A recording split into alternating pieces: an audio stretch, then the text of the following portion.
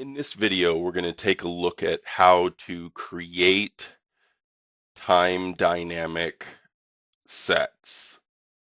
Basically, we're going to do a rolling 12 months and show you how that works. So I've got this model that I've created, and we're just going to simulate new data as we go through. So what you'll see is this data is for 2014, 2015, and 2016.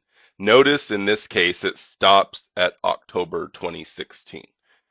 We're going to show you how once the month moves, how this is going to work. So the way that we set this up is we're going to go to the list builder in Formulate, and we're going to start with all periods. So in this case, we're going to do it based on months.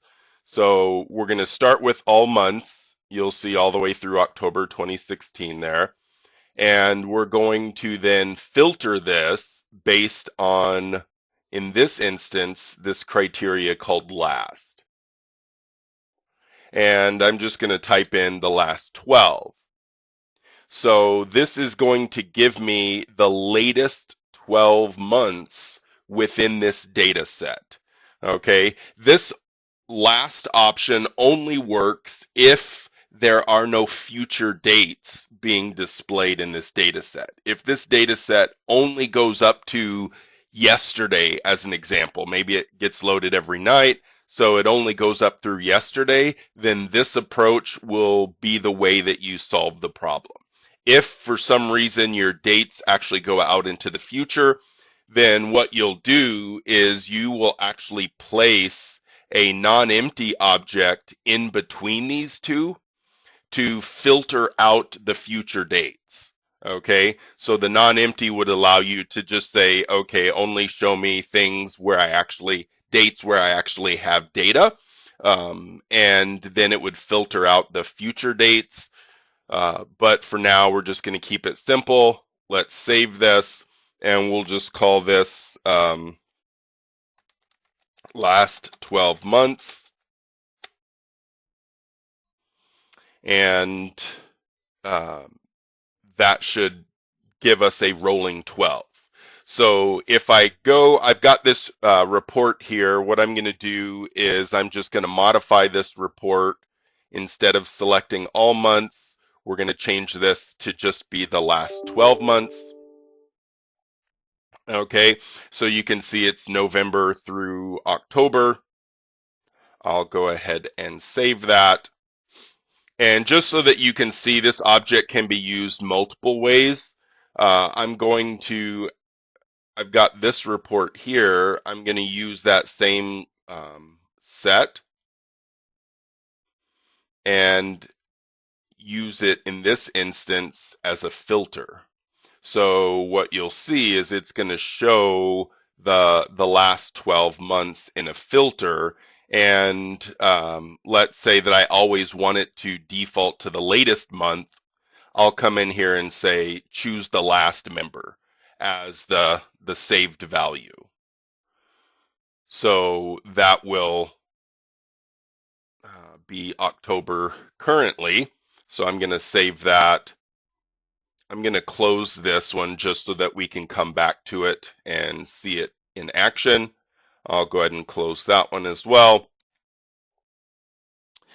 All right, and then this data model, I basically got this to simulate the idea of the rolling months. So right now it stops at October. So I'm going to adjust this and say, all right, let's actually pretend that it's the next month. So I'm going to change this to where November should be added. So let's go ahead and process it. Okay, and if I go to that time object, let's see, it's this guy here. Okay, if I choose this, let's throw it on rows. You'll see November is now available.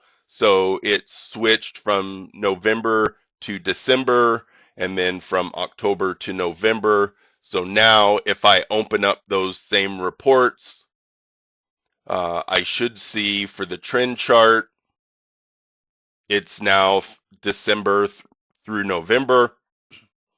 And if I open up the country summary report, it's defaulting to November.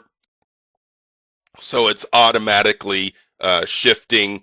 And just to kind of show this one more time, we're going to go ahead and change this to 2017. I don't have any 2017 data, so it's no big deal. But now we're going to process this. And here, all I would have to do is just re-execute, and you'll see it now shifted to January to December. This one, because we're using it as a filter, it's actually much easier to just close it and then reopen it. And you can see it's now December.